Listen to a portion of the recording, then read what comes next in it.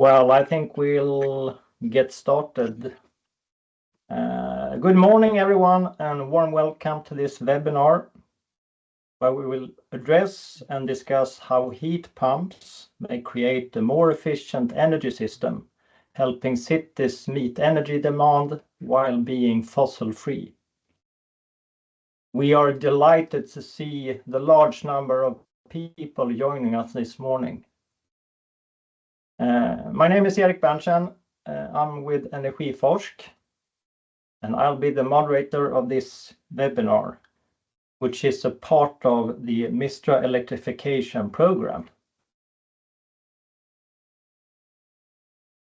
The Mistra Electrification program is a shared leadership program between Energiforsk and Chalmers. The program's vision is to accelerate the transition to a sustainable, efficient energy system. Please note that this webinar is being recorded, and it will be used and published within the Mistra Electrification program.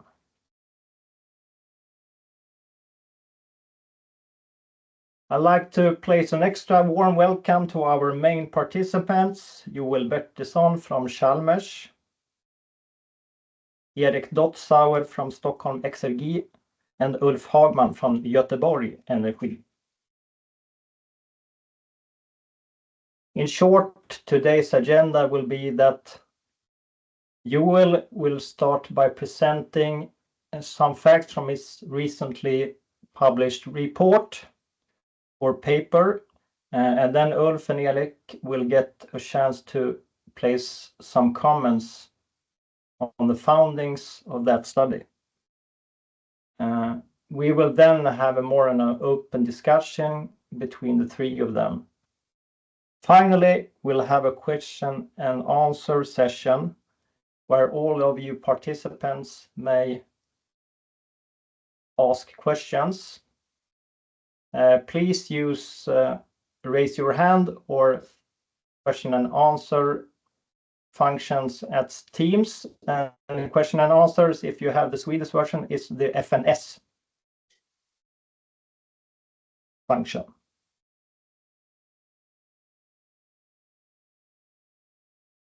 And with no further ado, I'll be happy to lead the digital stage to Joel Bertilsson. Please, Joel. Thank you, Erik. I will start by sharing my screen here. Now, hopefully everyone can see my screen. And as Erik said, my name is Joel Bertilsson. I'm a PhD student at Chalmers at the Division of Energy Technology. And today I'm going to present the study we did on city electrification and how future cities can become fossil-free but still remain cost-efficient. And as Erik said, it's a part of the Mistra Electrification program, this work. So the study I'm talking about is this one that I did this together with Philip Jonsson and Lisa Göransson. And I want to say there is a lot of details and information in this study, so you will get the short version here because we don't have time for all the details. But I want you to know there is more to read about this subject if you're interested. And this study was picked up a bit by the media, which I think is fun. And then the focus was a lot on heat pumps. But I also want to say that there is more than heat pumps in this study as well. I will talk about heat pumps, but we will have to sort of cover some background and method before we get to that interesting part, I would say. So we're going to start a bit with background and method because I think it's important to understand that to sort of see the usefulness, but also the limitation of a study like this. So some background. The main or original idea for this study was to look at different cities and compare them in terms of sort of energy properties and how that would impact how we would build an optimal energy system in these cities. And the properties could, for example, be the level of industries and the type of industry, how well the city is connected to the national transmission grid, the number of electric vehicles we're expecting and the transportation system. Demand for hydrogen is a very central thing in certain cities, and as well as how do we supply heat and what is the heat demand in compared to the electricity demand. So what we want to see is, okay, do these properties impact the most optimal way to build the energy system while still being cost efficient and fossil free? So that's the sort of main idea here that we started from. And the method we used is what we commonly use in our group. It's optimization. And what we want to optimize is the total system cost. And I highlighted system here because I think it's important to understand that we look at the system as a whole. We don't try to optimize the profit of an individual actor, but we look at the system as a whole and to find the sort of cheapest, most cost-efficient way to supply the demands. And this includes both the operational costs, maintenance costs, as well as annualized investment costs. So that's sort of the main idea here. And we do this for estimations. We look into the future and we see, okay, how do we think demand will develop and how do we think technology will develop? So we do this for estimations in the future, or something around 2050 is the sort of time frame here. And we say that we want to meet the climate targets, so we don't allow any emission of fossil CO2. So the way we usually work with this is that we say, okay, we need to sort of assume what the demand will be in the future. So we find some estimates for demand of transportation, industry, and heat for the future. And then we plug this into a model. In this case, we call it the city model. And then we let the model choose or find the best solution. We have all these demands and we know we need to sort of fulfill these demands. And then we let the model choose based on available technologies and costs, both for storage and production. We let the model choose the sort of best solution. And we also let the model or the city import electricity at a sort of predetermined cost, which varies hourly, and the cost here is derived from another model but with another geographical scope that sort of captures Europe in a better way than this type of model does.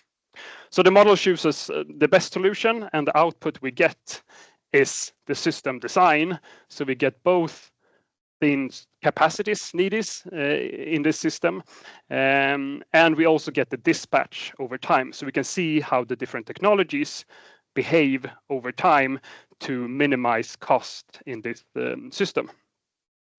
So that's the sort of main method used in this type of work. I think that's something that we should have in mind when we look at the results in a minute. Some of the key assumptions, because we need to do a lot of assumptions in this type of model, and one such is that it's a greenfield model. And what this means is that we don't take into account the existing production or generation in the city today, but we look at a sort of blank page and we start from scratch. And I would say the reason for this is that we say it's so far into the future that we would have to do reinvestments anyway. But of course, it's a pretty big assumption and something that will affect results. And I think that's something we will get back to later.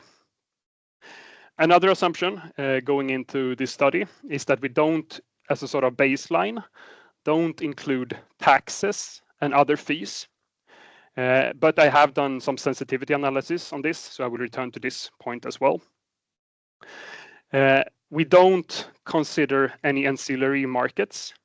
I know there's a lot of talk about heat pumps, that they could potentially participate in ancillary markets to support the grid, but that's not something we include here, but we look at an energy-only market, you can say. And then I wanted to highlight that we use an interest rate of 5%. And I think that's the feedback I've gotten from industrial actors is that that is lower compared to what they usually use. But it's a standard assumption that we commonly use in our models. And then the final assumption here is that the biomass cost, we need to make some assumption on future biomass cost. And as a baseline, we use 30 euro per megawatt hour. But I will get back to the impact on that as well, because the results are quite sensitive to this assumption. And on top of this, because it's difficult to predict how the sort of grid capacity to cities will develop in the future. So therefore, we look at two different scenarios. We look at the cities with a very low electricity import capacity in one scenario, and then which is similar to the level we have today, so with no sort of extension of grid capacity. And then we have a high electricity import capacity, which is a scenario where you get some additional import electricity capacity to the model cities, and see how that impact the results. And the cities that we've focused on in this study are these 6. You can probably guess based on the geographical position and the abbreviations here. But it's Malmö, Göteborg, Norrköping, Stockholm, Skellefteå, and Luleå. So we've taken measured data, both for electricity historically and heat for these 6 cities. And that's what we use as input in the model. And that has sort of given us this assumed electricity demand in the future for these 6 cities. And I think you could do a presentation only on this, and I know there has been such presentations, and we're not going to go into details in each city, but I want to say that compared to today's electricity demand levels, we predict quite a high rise or increase. So in the case of Gothenburg, for example, we assume 125% increase of electricity demand. In Stockholm, it's lower, much because the industrial facilities are much fewer in Stockholm compared to Gothenburg. So therefore, in certain cities, especially those with high industry presence, we get a high increase in electricity demand in the future scenarios. Good. So now I've covered sort of the background and the basic information you need to sort of look at the results, because that's what we're heading to now. If we start with electricity supply in these 6 cities, you remember that we had 2 different scenarios, a high import case and a low import case. And in the high import case, it looks like this for the 6 cities, meaning that it looks very similar for all cities. And what we see here is that import from the surrounding transmission grid is dominating electricity supply, much like the situation is today in most cities, I would say. If we compare that to the low import case, we have restricted electricity import more, and therefore we get other technologies as well. We see PV, we get CHP, combined heat and power, and we get some gas turbines as well. And in general, we see a larger variation between the cities. For example, we see in Malmö, we get quite a lot of PV, which is both a result of the geographical position, but also because it has a lot of flexibility from electric vehicles, which is sort of very compatible with the production pattern from solar. So we see these variations being larger in the low import case. In a similar way for district heating supply. So this, I want to be clear here that this is the heat supplied by the district heating network. And we assume that that will be on the same level in the future as it is today. And in the high import case, we get a lot of this blue. And blue here means heat pumps, HP. So we get a domination of large-scale heat pumps.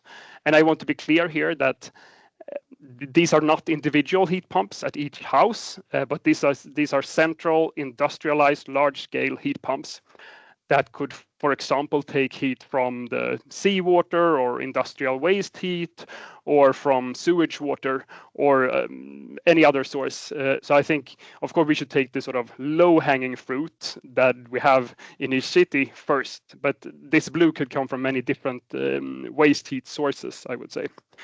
Besides heat pumps, we also get some biogas. And I will get back to the role of biogas in the system, but it's mainly to provide flexibility. So as you can see, it's a rather small amount in terms of energy, but it still plays an important role in the system. If we compare this in the low import case, we instead get a lot of CHP, combined heat and power, based on biomass.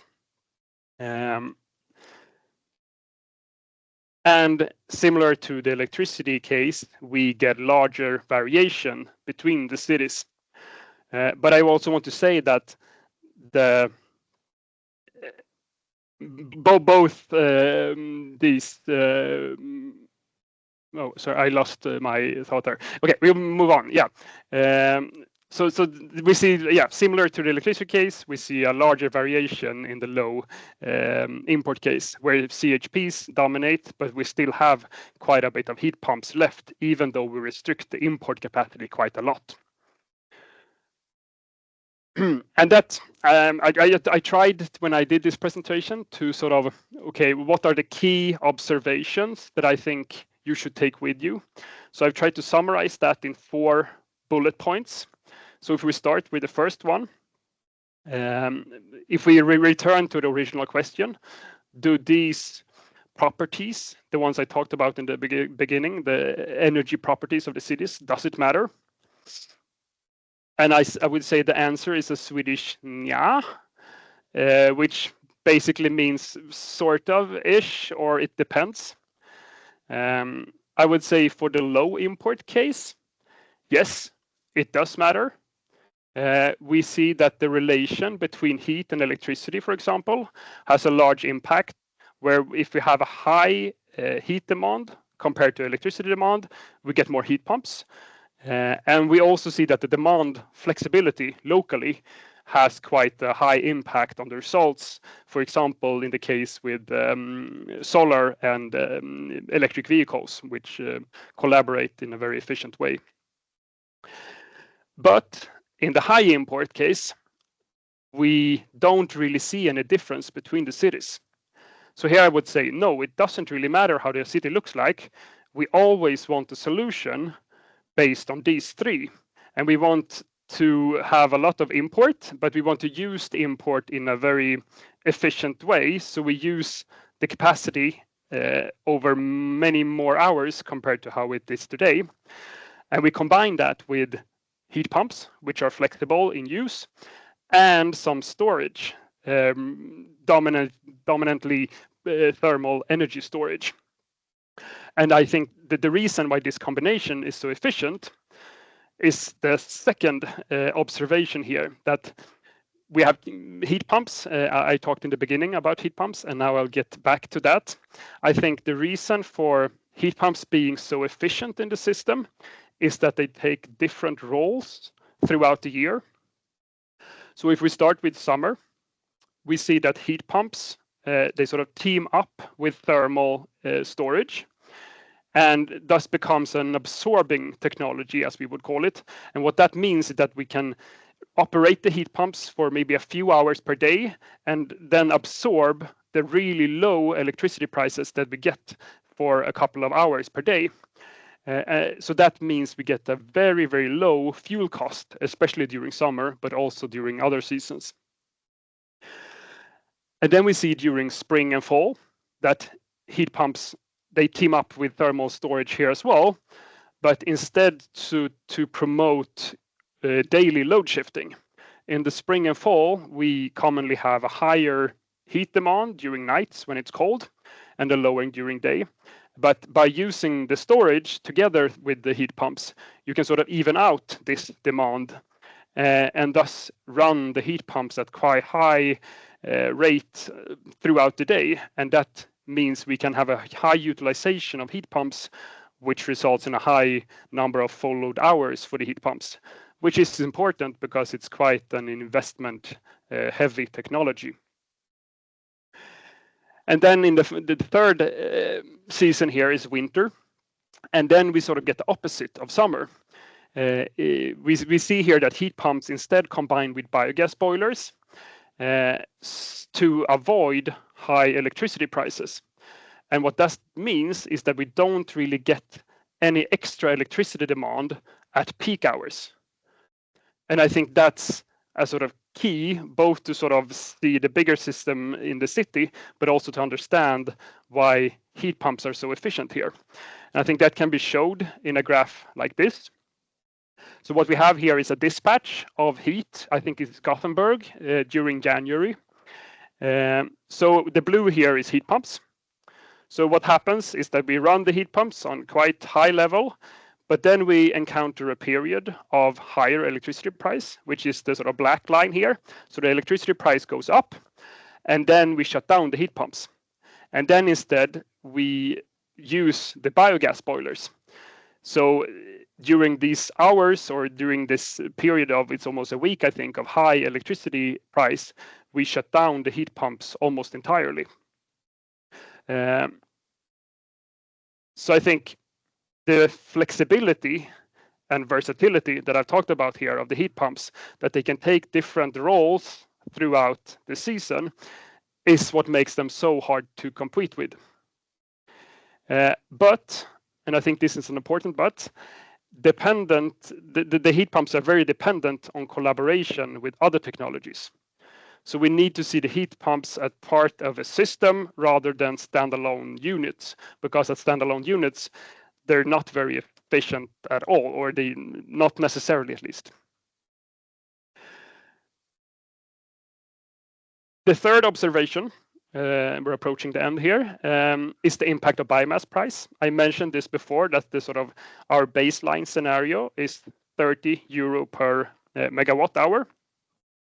And here is a lot of bars. You don't have to look at all of them. If we focus on Gothenburg, which is farthest to the right here, here we varied in the higher import scenario. We varied the biomass price from 10, 20, 30, and 50 euro per megawatt hour.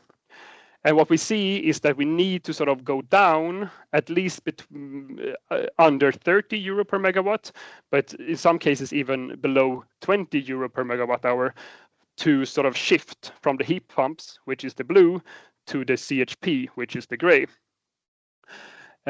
So the conclusion from that is that biomass-based heat is seldom cost optimal in our models if we have a biomass price above 20 euro per megawatt hours. And as a sort of fun comparison, or I Googled this before the presentation, this is sort of how the price of biomass has developed.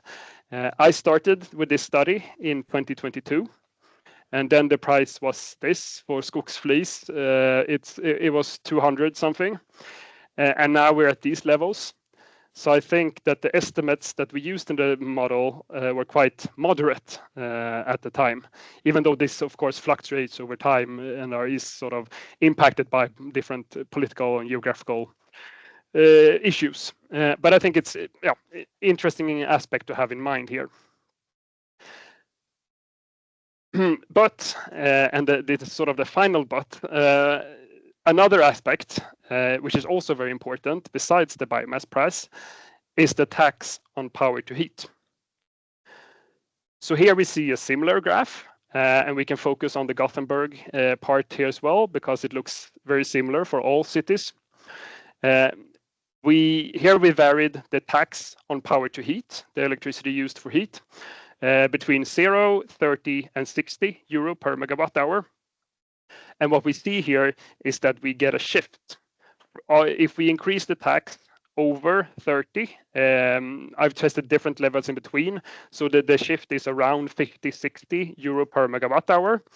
Then we abandon the heat pumps and we move instead into heat-only boilers based on biomass.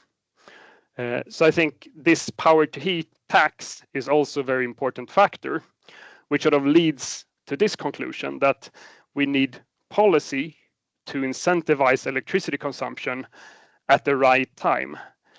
We want to use electricity when it's abundant, when the sun is shining and the wind is blowing, and we want to decrease our consumption at times when it's scarce. So I think that is something very important to note from these results, that we need that flexibility in the system and we need policy to incentivize that in an efficient way. And that's not really the case today, where we have a flat tax that is constant throughout the time of where we tax this power to heat. And I think that sort of leads into my final image here. And I think this is sort of a general conclusion from my work so far, that it doesn't really matter how much or the exact amount of electricity we use. It's much more about when we use it, and maybe more importantly, when we don't use it. So I think that will be my sort of final words here, but I guess we will get back to the results with Ulf and Erik. So thank you from me, and I leave back to Erik.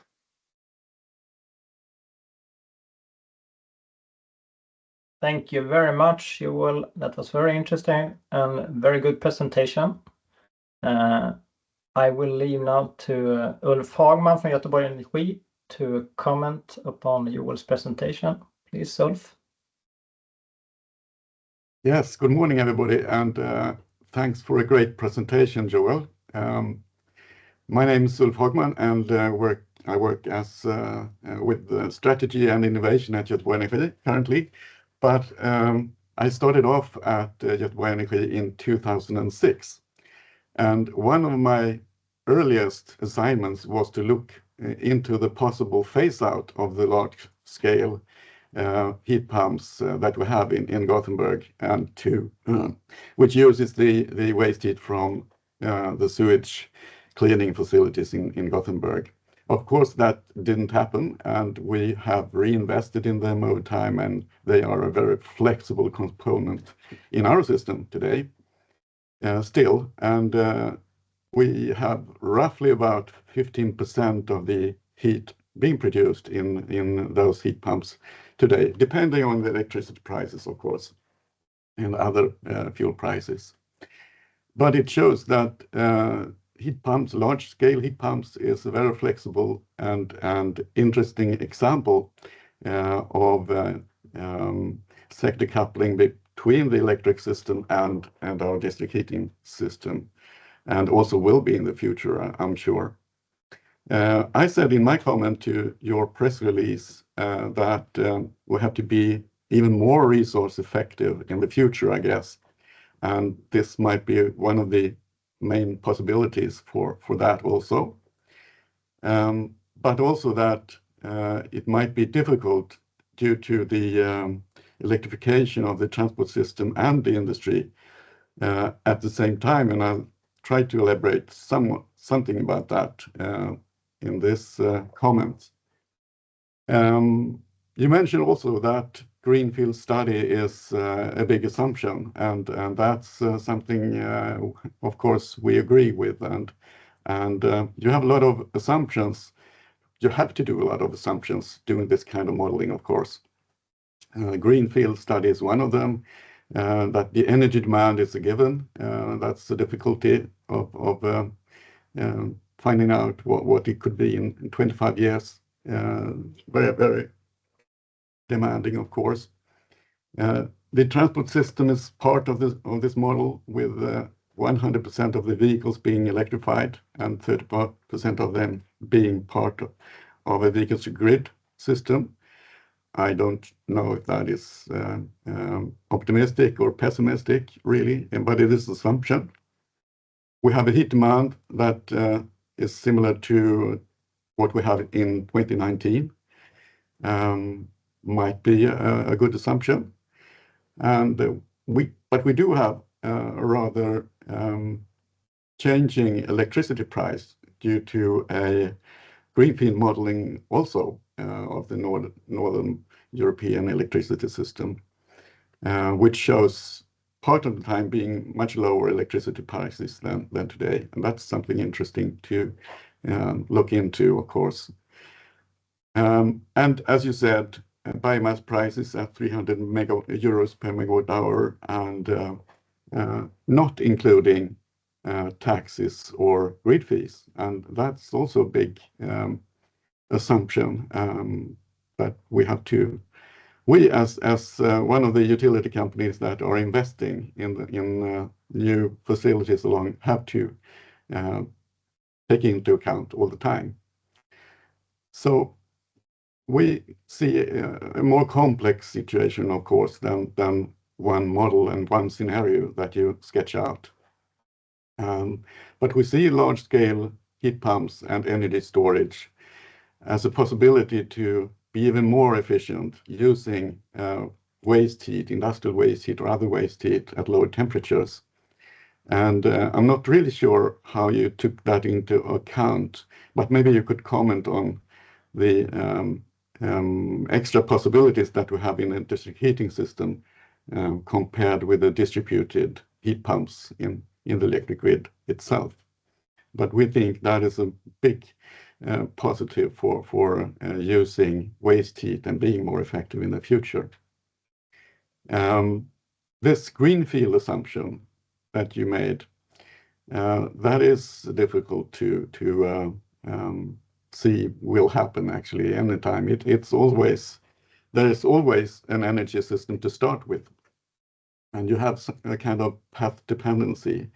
And what I was thinking about when I talked about difficulties doing this, seeing this happen at the same time as the industry is electrifying, was that it might take longer than we expect for this high import scenario to be realized. And due to permission times and due to longer time to build out the production of electricity and also the transmission to the cities.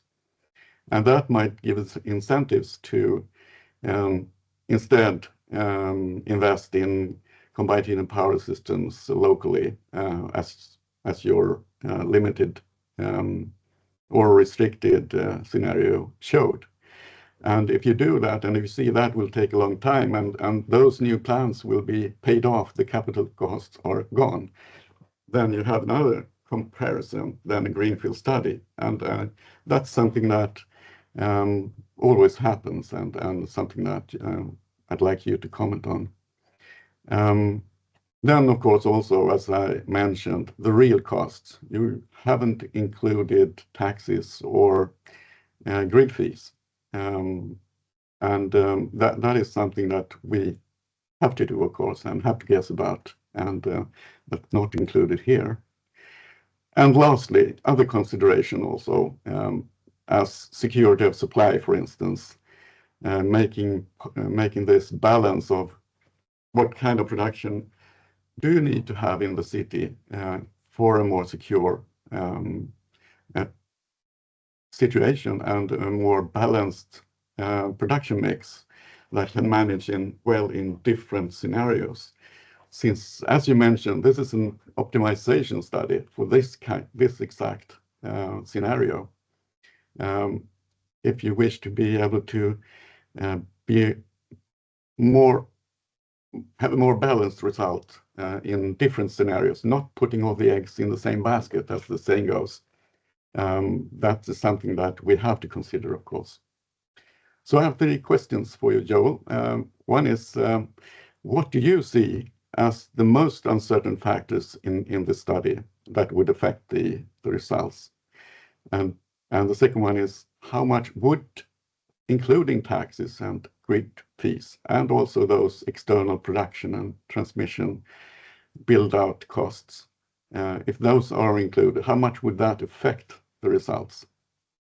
And how could a more stepwise modeling, which includes the different decisions along the time frame here, how could that be made, and how could that affect the results? Taking care of those things I mentioned as already being a starting point and maybe taking care of the capital costs being paid off. So we have, as I said, 15% of roughly 15% of heat pump district heat coming along today, and this shows about 85% in your high import case. And that's a big difference, and that's but just one scenario, of course. So we have to find a balanced approach here, and that's why I have those 3 questions to you. Over to you, Joel. Thank you. Yeah, I agree with a lot of what you say. I think the sort of assumptions and the uncertainties in these types of models is always difficult to handle, but we try to do it through different sensitivity analysis and different scenarios. But it will always be assumptions and uncertainties. But I think your first question was how the most uncertain factor that would impact results, right? Difficult to choose one. I would say top of mind that so sort of what type of industries and how large they will be, and the timing of these new demands. When will they happen in time? How big will they be? How flexible will they be? I think that impacts a lot. Like if we don't get, because as I showed earlier, we predicted 125% demand increase in Gothenburg, which is crazy. Like it's so large numbers. So if it's only half of that, then the situation would look completely different. So I think, and as we see with the different industrial projects now being postponed and changed, there's a lot of uncertainties around that, and I think that's true for all the cities that we look at. So I think that part is very, very important. But I also think how sort of policy and how incentives will look like also is a very large factor. I think the role of sort of academia is to sort of show how policy could be implemented or what the result of that would be. And as I sort of mentioned in my presentation also, I think it's key to incentivize the use of electricity at the correct point in time. So I think that's not something that is really being done today. And I think that also sort of ties into your next question about the grid fees. I think it will have a large impact. But depending on how you implement it, if you implement it as sort of a percentage of the electricity price or as a flat rate or a combination, it will sort of impact the results in different ways. So I think it's sort of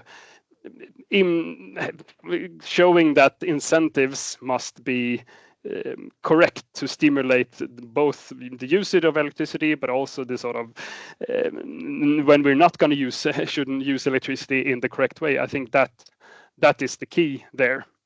So I think you could get quite different results depending on how you would implement the tariffs and the taxes that you mentioned. Something also connected to that, I know there's a lot of, especially locally here, when you sort of assign new customers, electricity customers, larger facilities to the grid, you have other types of contracts now that you say that you can only use this amount during peak load hours. So I think that will be an important part of it as well, to have flexible contracts so that you sort of force new industrial actors to build in flexibility. So I think that's an important part of it as well. You had one more question that I've forgotten about, I think. What was the last thing you said? Yeah, that was asking you if you could make a more stepwise modeling, not looking 25 years ahead, but taking into account what different decisions along the way could affect the results. Yeah. And I know that, of course, is a weakness with the model. I think to do a better analysis of a specific city, you should do it stepwise. I know a colleague of mine is doing that exactly right now to sort of show the impact of path lock-in, because that is an important aspect, and we don't capture that in my model. So I think that makes my work more theoretical, I would say, compared to if you would study a specific region with a specific existing fleet of technologies. So I think, of course, if you want to look at the specific city in that way, stepwise modeling would be more interesting. Yeah. Okay, thank you. And but still, it's very interesting results. And as I said, we of course see that large-scale heat pumps have a very important role in the future energy system and the local district heating systems. But I'll leave the word to Erik now. Thank you very much, Ulf, for relevant questions, and you will be able to answer. It's a complex model, of course, and a lot of dependencies. But now I will leave to Erik Dotzauer from Stockholm XRG. What are your comments or thoughts about this report or study? Yes, thank you. Thank you for the invitation to the seminar. My name is Erik Dotzauer. I work at Stockholm XRG with energy policy and energy system questions. I will give you some comments on the paper. First, some information about Stockholm XRG's district heating supply. We deliver about 7 terawatt-hours of heat every year. About 20% is heat pumps. And we also got large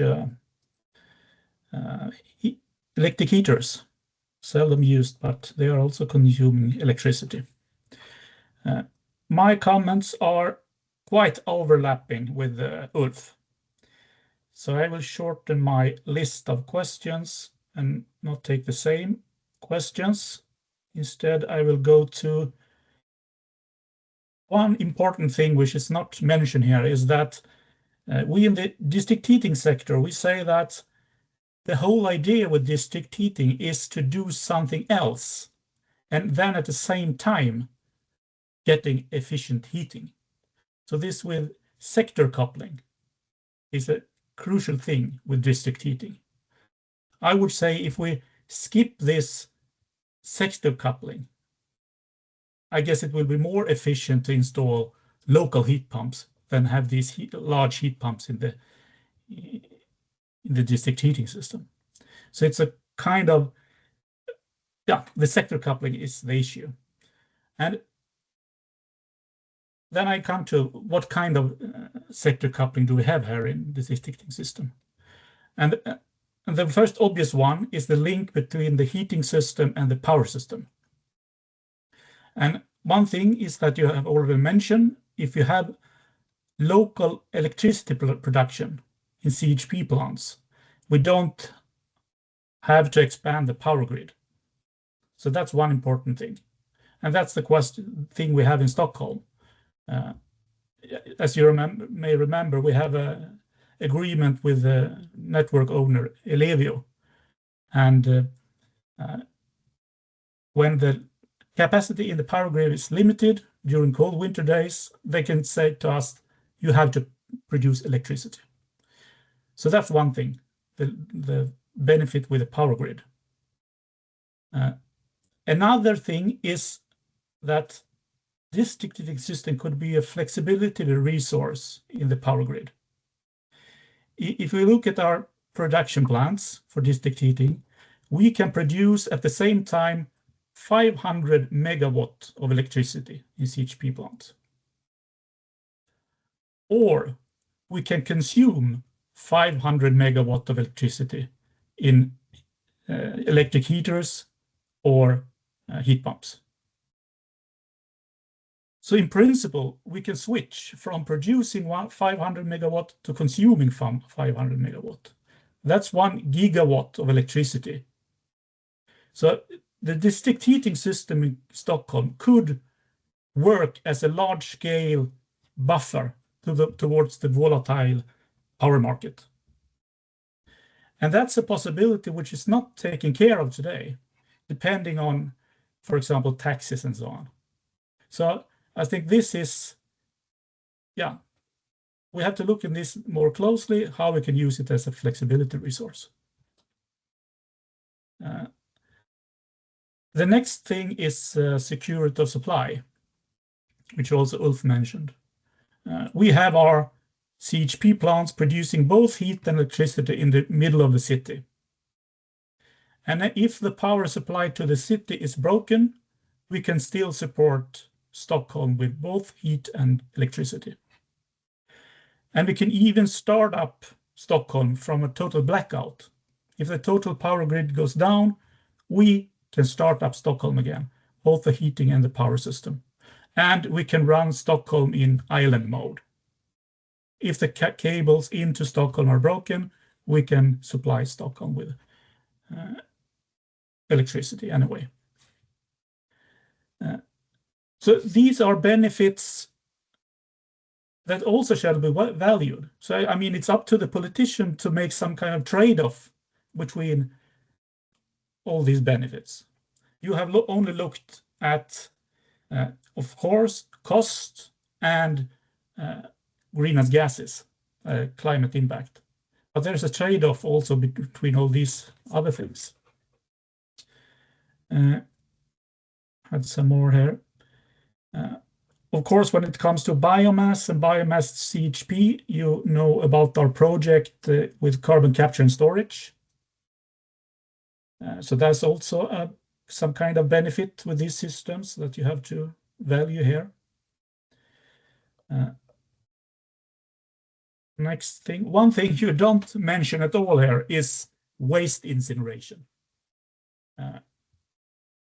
As you know, perhaps we have 2 waste incineration plants in Stockholm, incinerating about 1 million tons of waste every year. And that's household waste and industrial waste, mostly coming from Stockholm. About 80% of this waste are generated in Stockholm. And waste is a problem for the whole society. That's not a problem for the energy sector. Waste is generated in society because we're consuming a lot of things. You are reading in the media now, you are buying stuff and things from China.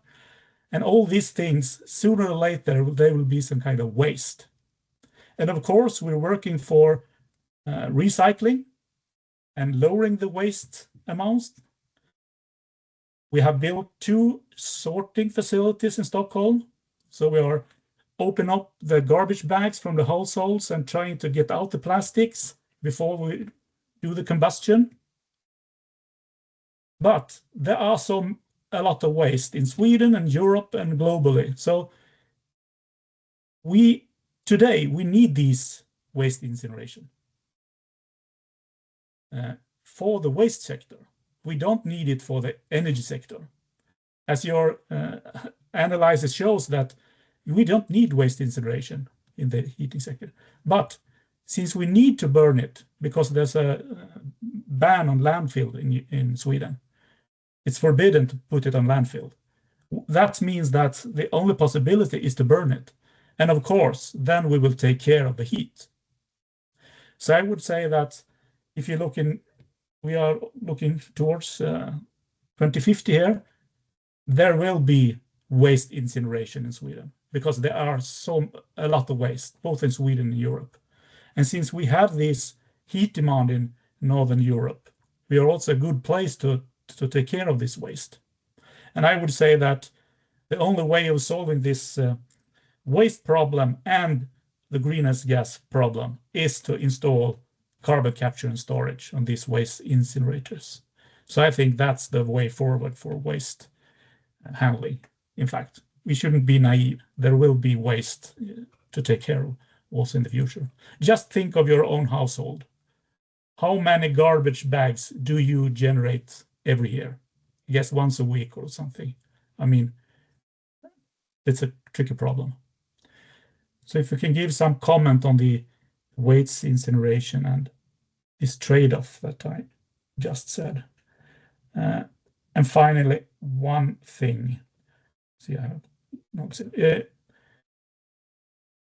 There's a technical question. The district heating system for today and all the buildings in the city, most of them, are designed for temperatures up to 110 degrees.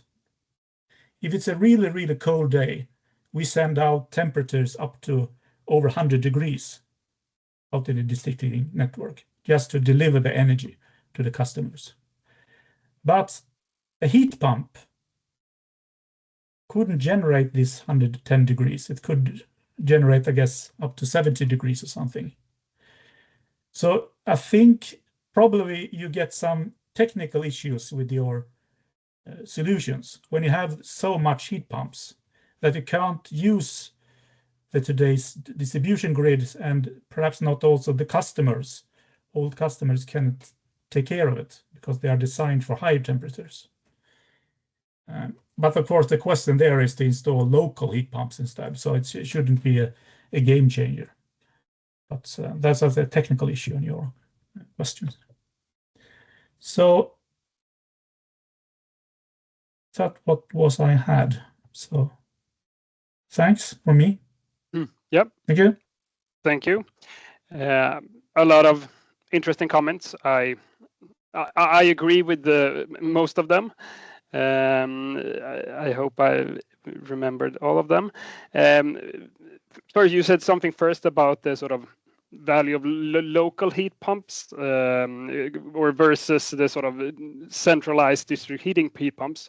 And I think that the main takeaway there that I maybe didn't mention in my presentation is that you get so much more flexibility of having a heat pump connected to the district heating network because you have storage and you can sort of complement with other technologies that you don't have in a household, because you don't want to have a biogas boiler in your living room. So you, while the sort of heat pump at a household will sort of worsen the situation at peak hours because then it's usually quite cold as well, that's not necessarily the case for a centralized heat pump.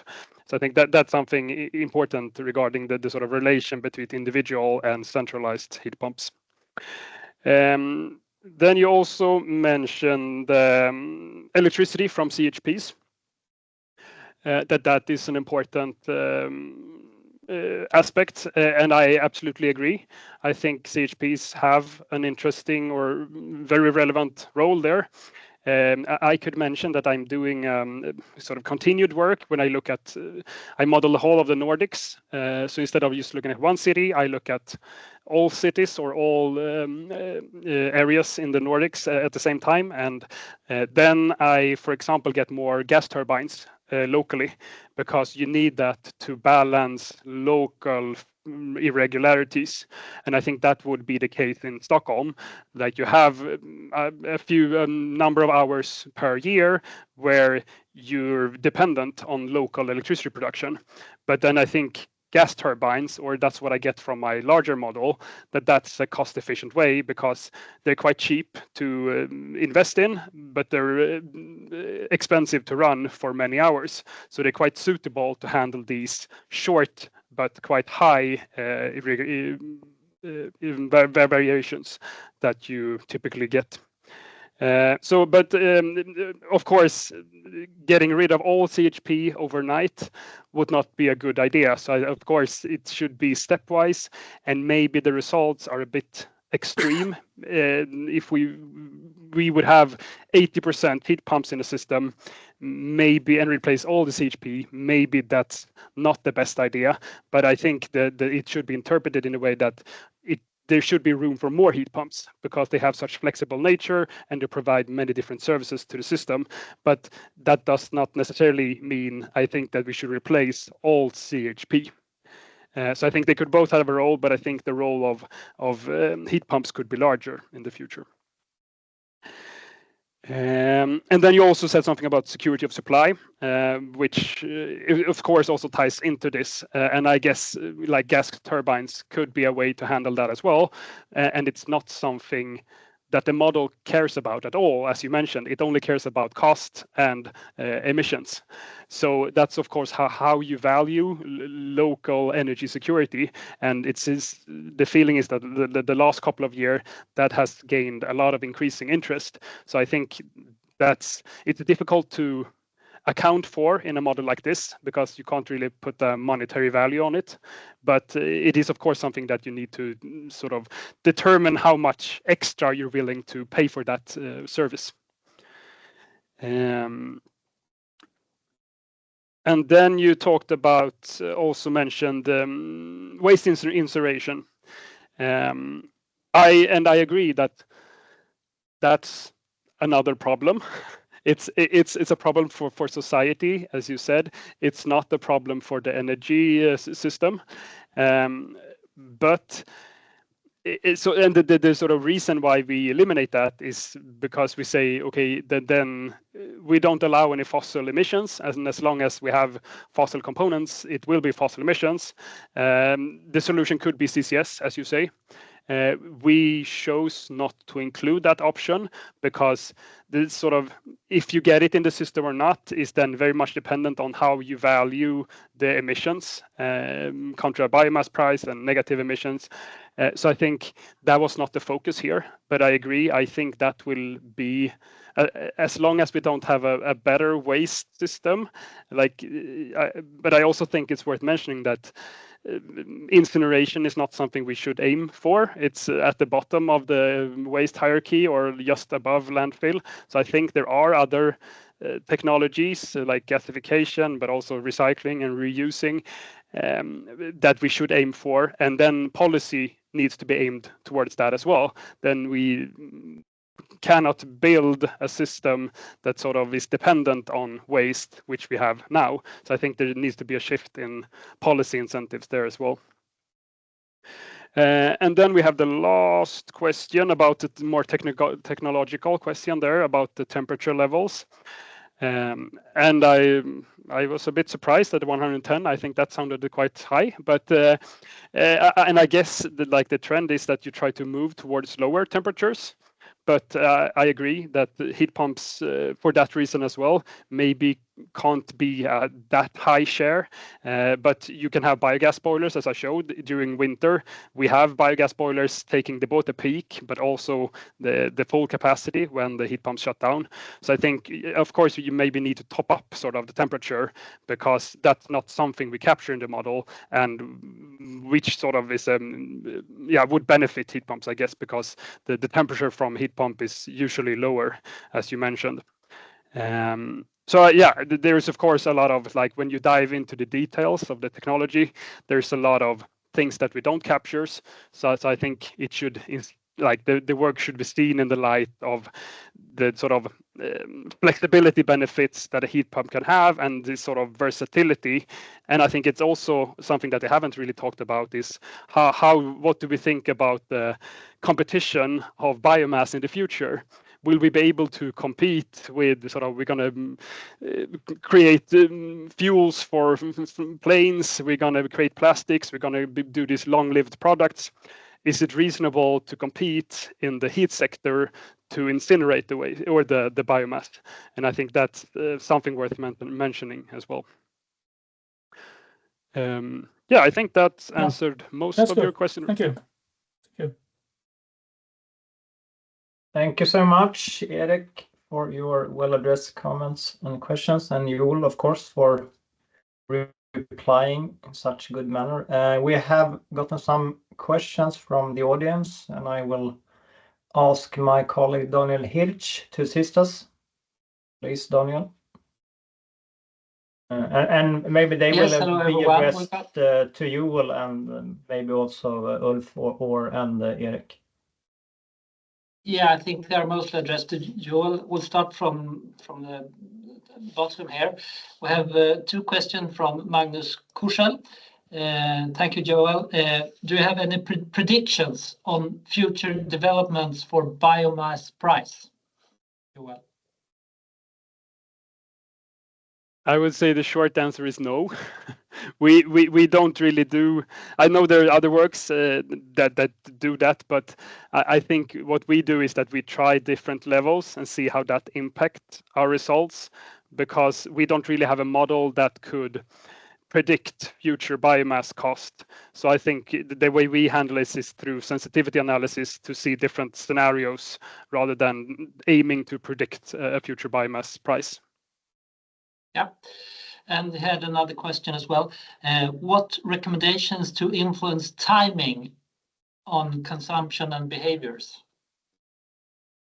Sorry, what was right? What recommendations to influence timing on consumption and behaviors? I think that relates to sort of what I showed about the heat pumps. Why are they so competitive? It's because they have this flexibility. They can consume electricity at the right time, and they can stop consuming it because they're very flexible operationally. But then I also think the key is to see them as part of a system, because to be able to be flexible with a heat pump, you need the sort of bodies in terms of storage and gas, biogas boilers. So I think to see the system as a whole, to sort of, okay, how would we handle this situation? Do we have capacity for that? What are our options? So I think to see the system as a whole, where I think heat pumps could be an important part, but also together with these other components. Yeah. Okay, another question here from Jan-Erik Nowatsky. Thank you for a very good presentation. Which type of storage do you anticipate in your analysis? If we think about heat, the type of storage that we include is tank storage, accumulator tank, basically. So it's very proven technology. I know there is a lot of projects going on in Västerås, for example, where you use underground storage for sort of seasonal storage. We don't include that in the model because it's based on geographical limitations. So it's difficult to say what the sort of local conditions are. But I think if we could sort of get that seasonal storage, then my model would always invest in that, because that opens up so many possibilities that you can sort of use the cheap electricity from summer and store that for the winter. And I think that's only doable in thermal storage, because like batteries and hydrogen storage is for more short-term variations, I would say. Yeah, okay. Next question, two questions here from Victor Öhlén. The first one is, many thanks for a good presentation.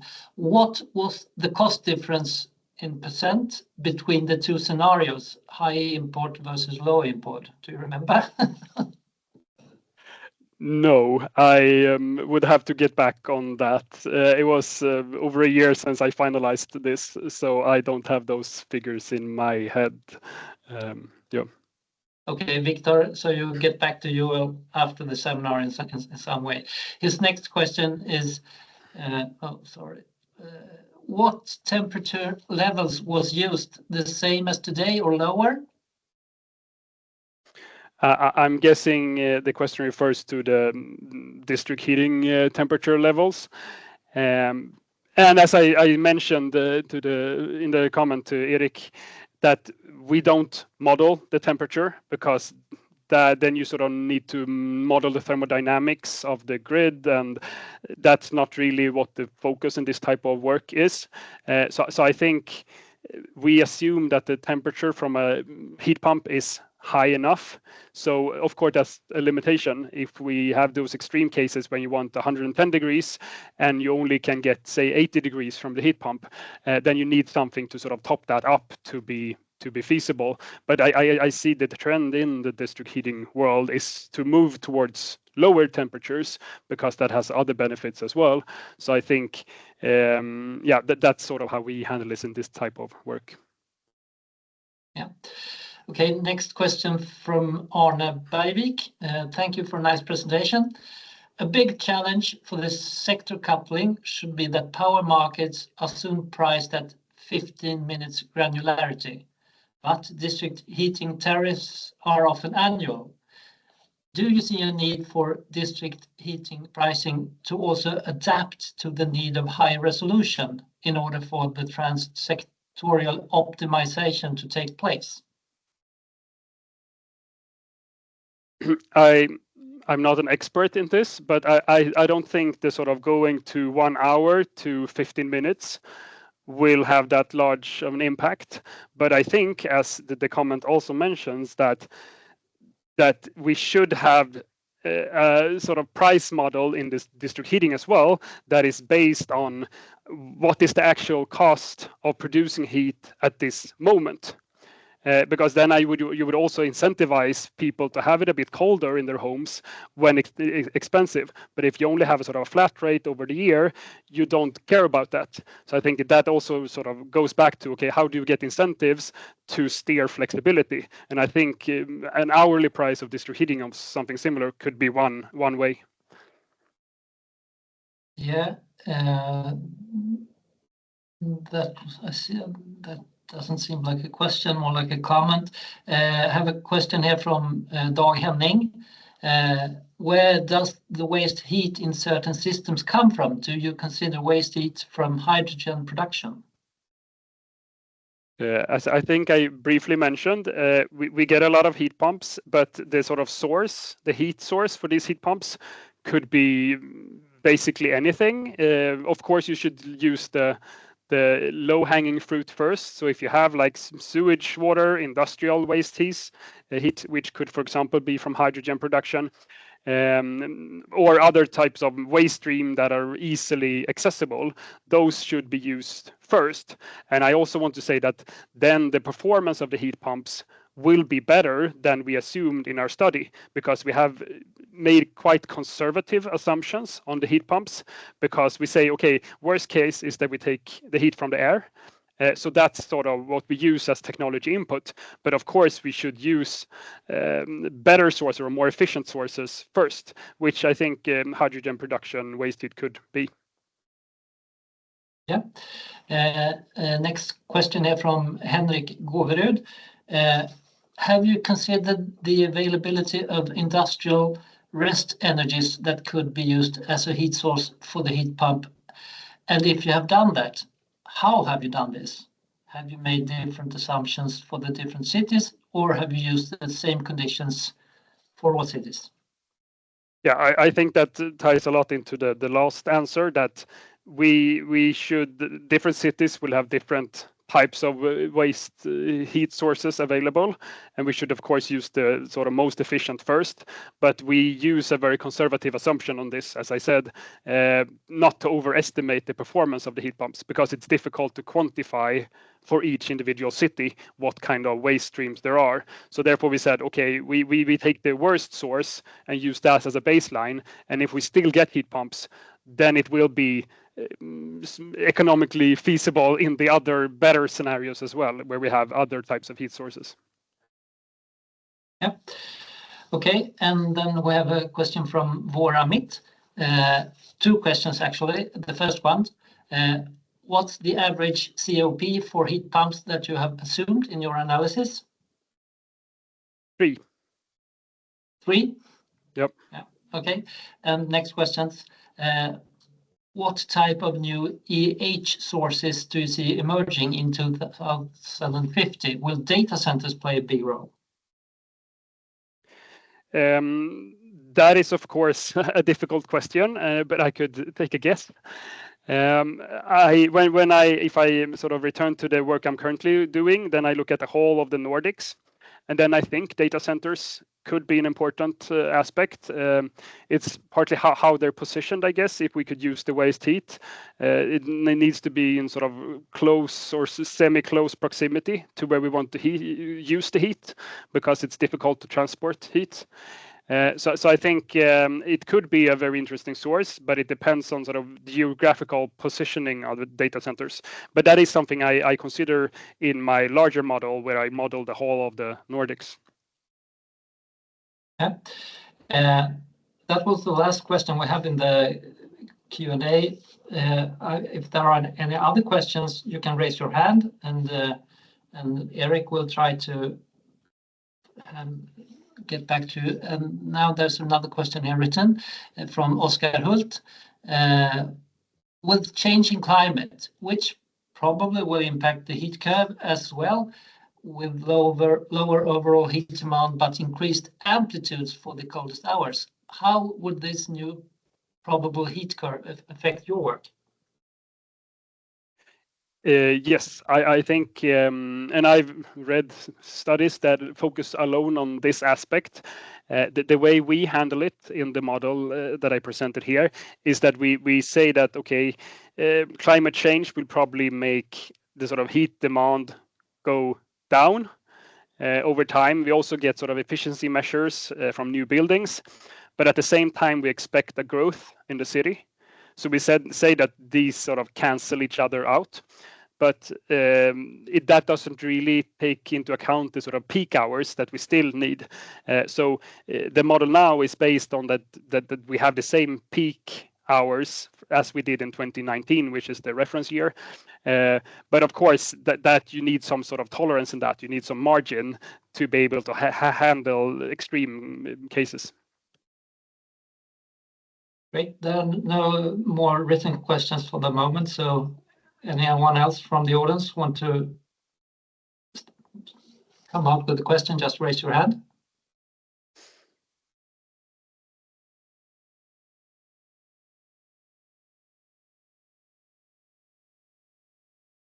No. So I think I seems like some participants are dropping off. So I think we will wrap up this webinar. Thank you so much, Joel, Ulf, and Eric, for making this such a great webinar. It was very interesting listening for myself as well, of course. And thank you all joining today. And I wish you all a very good day.